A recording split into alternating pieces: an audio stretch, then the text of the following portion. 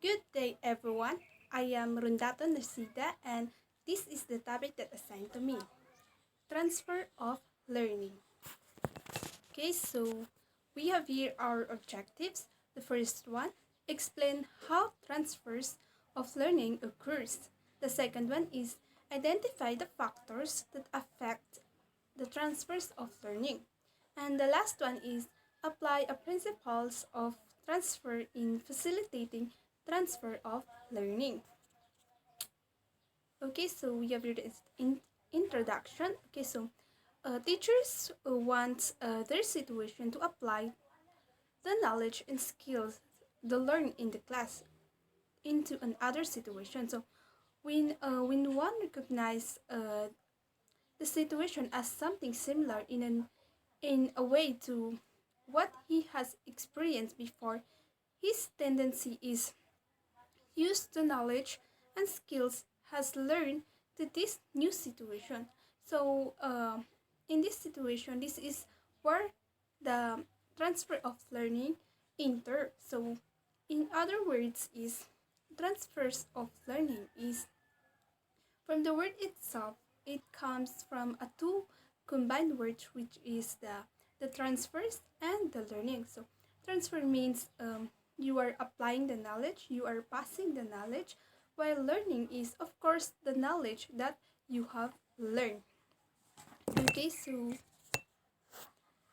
in this presentation, we will tackle about, of course, the transfers of learning. And under the transfer of learning, we will tackle the types of transfers and also the conditions and principles of a transfers. Okay, so let's proceed.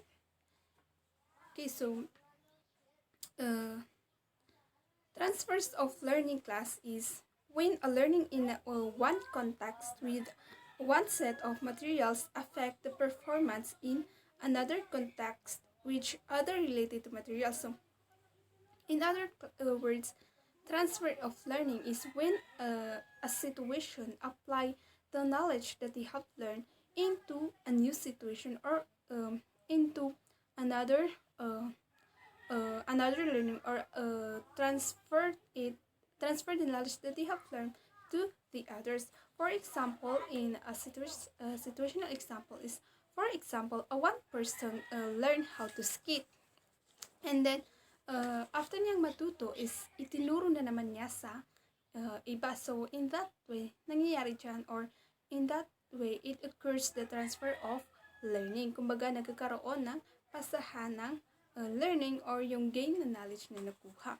Okay, so we have here the types of transfers. So there are different types of transfers. So it's either in a positive transfer, in a negative transfer, in a near transfer, or for transfer or the general transfer. So in transferring a knowledge or the learning that you have, so it can be either a positive, negative, neutral, or near, or either a far or a general. So let's tackle these four. We have here first the positive one.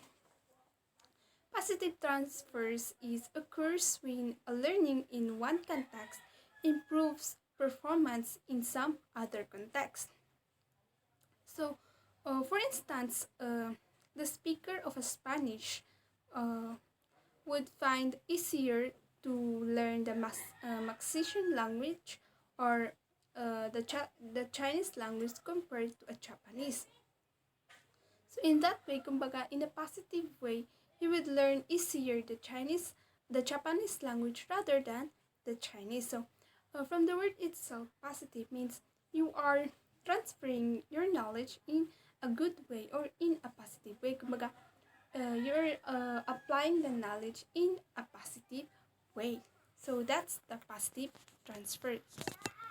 Okay, so we have the negative transfer. So in negative transfers naman is it occurs when a learning one context impacts negatively on the performance in others. So in this way, from the word itself, negative, kumbaga, you are transferring the knowledge, but it impacts negatively to the person that you are transferring. For example, when a child speaks a Bisaya, so Di ba pag Bisaya may magkaiba yung E at saka I, depends on the pronunciation. So, pag naiba yung pronunciation mo, the way you transfer the knowledge, so maaring maiba yung meaning niya. So, maaring it's either maging negative yung meaning kasi iba yung tono ng pagkasabi. So, that's the example of negative transfer. Kumbaga, as we transfer knowledge, dapat talaga i-consider natin yung itong types of transfer para mas ma-deliver us or ma-transfer natin ng maayos yung knowledge that we have learned. Okay, so we have the near transfer. It refers to the transfers between a very similar context. This is also referred as a specific transfer. So, from the word itself, near. So, itong near transfer naman is you are going to transfer a knowledge in which those knowledge is kumbaga very similar, medyo magka-similar from the word itself, near, kasi nga similar yung ito transfer. For example is wait lang. For example, if you are giving a question, example in an exam, so you're giving an example which is very similar yung binigay mo na example sa during the class discussion dun sa exam na binigay mo. So, which is very similar yung naibigay mong example. So, it is very similar or near dun sa knowledge na natutunan nila sa'yo. So, this is what we call the near transfer. Kumbaga, na-apply na yung knowledge niya dun sa similar or na-transfer niya yung nag-gaining knowledge, which is dahil nga sa very similar. Okay, so let's proceed with the far transfer, opposite sa near transfers. So it refers to a transfers between a context that on appearance seem remote and alien to another. Okay, so from the word itself then is far. Kumbaga, dito naman is, kumbaga sa Tagalog, ito yung sinasabing tayutay na kung saan you are transferring a knowledge which is very far from the literal meaning of it.